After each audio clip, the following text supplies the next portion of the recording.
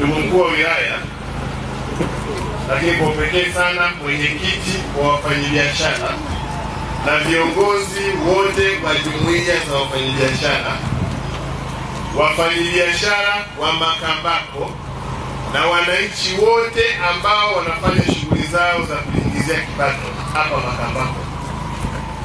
Na kwanza ninawashukuru kwa kuweza kujitokeza asubuhi hii na kuweza kuahirisha shughuli zenu kidogo sana ili tuweze kuzungumza. Kwa hiyo mkutano wangu hauna mambo mengi, ni mkutano mfupi sana. La kwanza, mwenyekiti wa wafanyabiashara, Makambako ndio lango la mkoa huu, ni lango la mkoa wetu kwa kila kitu. Na sisi kama serikali ya mkoa, narudia, kama serikali ya mkoa na vyombo vya ulinzi vya mkoa wa Njombe, tulichukua tahadhari kubwa mwenyekiti, kwa sababu hakuna hisia ambayo sisi tuliikuza toka maneno yalipoanza kuzungumzwa mitandaoni, toka maneno yalipoanza kuzungumzwa kwa maandishi, watu kujirekodi na kwa kila aina ya hisia. Lakini kwa kuongea hayo, lazima tukumbushane kwamba matukio haya, tutaongea lugha zote, lazima tuyakemee. Hayapashi kushabikiwa kwa sababu yana madhara makubwa kwenye maisha yako, kwenye shughuli zako. Lakini kuna mtu hapa alizungumza, bado tuna hofu, alikuwa ni Sasanga, niwathibitishie fanyeni biashara. Naomba niwathibitishie, fanyeni biashara zenu kwa uhuru. Masaa mpaka saa ngapi? Sisi Njombe tunasema fanya biashara. Niliwaambia siku ya kwanza kabla uchaguzi, huu ni mkoa wa biashara.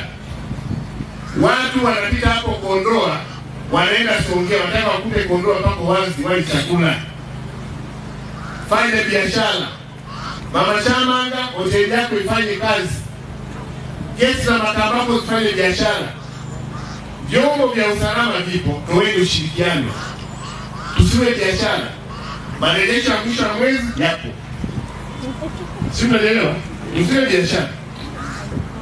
Tufanye biashara. Naomba mtumie nafasi hii kuwatoa hofu watu wa Makambako, na kupitia watu wa Makambako ni watoe hofu watu wa mkoa wa Njombe.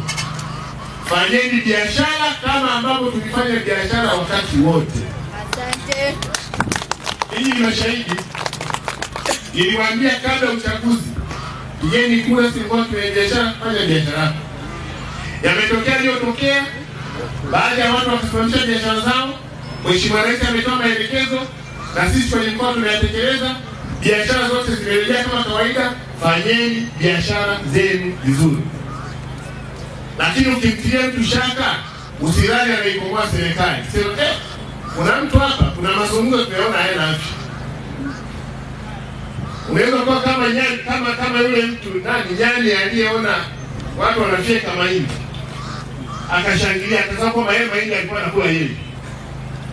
Aliposikia mkulima wa mahindi kafa, akashangilia kwamba sasa atakuwa anakula bure haya mahindi. Bana, yule mkulima alikuwa anakuja hapa na bunduki, anapiga kwenye mahindi na kimbia, kafa, akasema sasa atakuwa anakula tu asubuhi, mchana, jioni. Akala mahindi yote akaisha. Baada hapo mkulima wa mahindi wengine akawa hayupo. Kikapata kifo cha nyani. Nyani akafa. Maka alishangilia kifo cha mkulima wa mahindi. Hapana, yule mkulima yule anasubiri kila siku anapiga majani kwenye mahindi yake. Akujua mkulima akifa, mahindi hata limwa. Kwa alikufa anajiona yeye mwenyewe, sababu mahindi alikuwa hayapo. Ni machinga soko kuu Makambako na kutokea mtaa wa Mshikamano Makambako. Mimi hoja yangu kubwa kwanza ni kushukuru vyombo vya ulinzi na usalama, akiwepo wakiongozwa na mkuu wa mkoa, kwa hatua mlizochukua, kwa jinsi gani ulivyoeleza hapa, mlivyoweza kukaa vikao kabla ya wiki ngapi nyuma mpaka kafika siku moja. Nawapongeza sana. Yaani hilo nalipongeza sana, nimenipasa niupongeze kwa hilo. Kwa sababu kuna kitu kimetokea Makambako si cha Yaani si cha kutarajia, kilikuwa kubwa sana, tungeangamia soko lote.